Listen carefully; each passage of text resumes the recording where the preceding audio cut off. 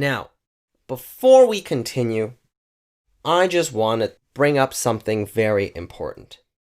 So in this course, we will cover extensively many concepts in React, but also a lot of concepts in JavaScript, because they will fundamentally play a large role in how we understand the code that we're writing.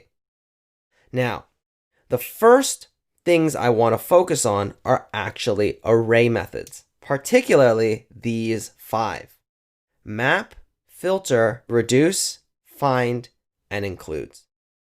Now, we may not cover all of them right away because we're not going to use, for example, reduce until later in the code.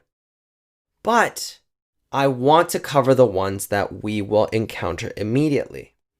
So even though I'm showing you these 5, don't worry if you feel like you don't know them all right away. I'm definitely going to cover them just before we have to use them. Or whenever we do use them, I'll explain it then. But this is an important concept, the idea of array methods. The reason for this is because we will use them a lot inside of our React code. Array methods are methods you can call on any array that will perform some kind of action on that array or with that array. So I will explore that a little bit later, but the way that you use these methods is you take any array. So let's say we make a new array called myArray, and it's equal to an array of these 4 numbers. You're able to call myArray.map, .filter, right?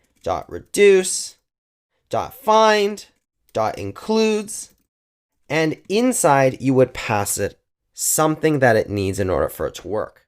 Now, every array method takes something different, which we'll explore, but this is how you use them. Now, the first one that I definitely want to cover is map. So in order for us to understand map, let's go to our browser. Now, inside of our browser, we want to access the JavaScript console. So in order to do that, we have to right-click and click Inspect. Now, if you're familiar with the DevTools, you'll know that the console is right here. But if you're not familiar with the DevTools, this is a great tool that we're going to use to see how our web application is either performing or how it ends up being rendered. But there's lots about this tool that is a very good lens for us to use to see how our application is doing. But for this case, we're going to click this console tab up here to go to the JavaScript console. This allows us to write and run JavaScript code because the browser supports JavaScript. So what we're going to do is we're going to declare our array again. So const myArray equals an array of 1, 2, 3, 4. Now, what we want to do, for example, to better understand what map does, is to understand what we're trying to get to. So let's say we have this array. What if I wanted to increase the value of each element in this array by 1, so that I get an array of 2, 3, 4, 5? How do we do this? Well, one way might be to write a for loop, which we're familiar with, right? We might write something where we loop over the array, we get the value, right? And then we increase it. But that's kind of very similar to what map does, but in a more efficient way. Plus map gives us a new array back.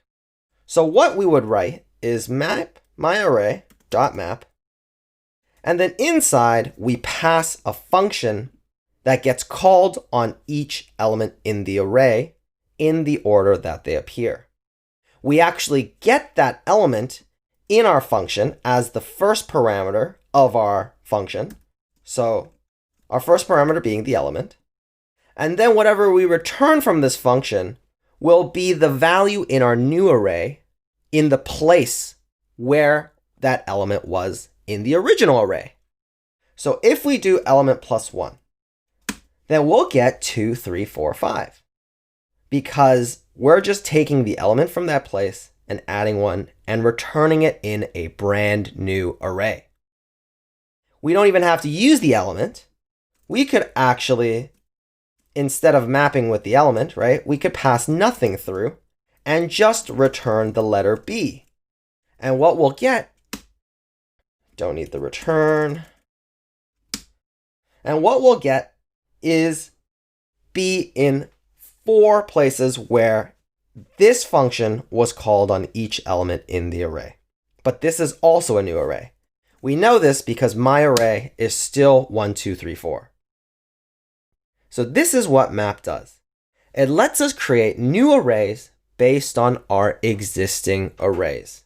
And this is really handy, and we'll use it extensively when building our application.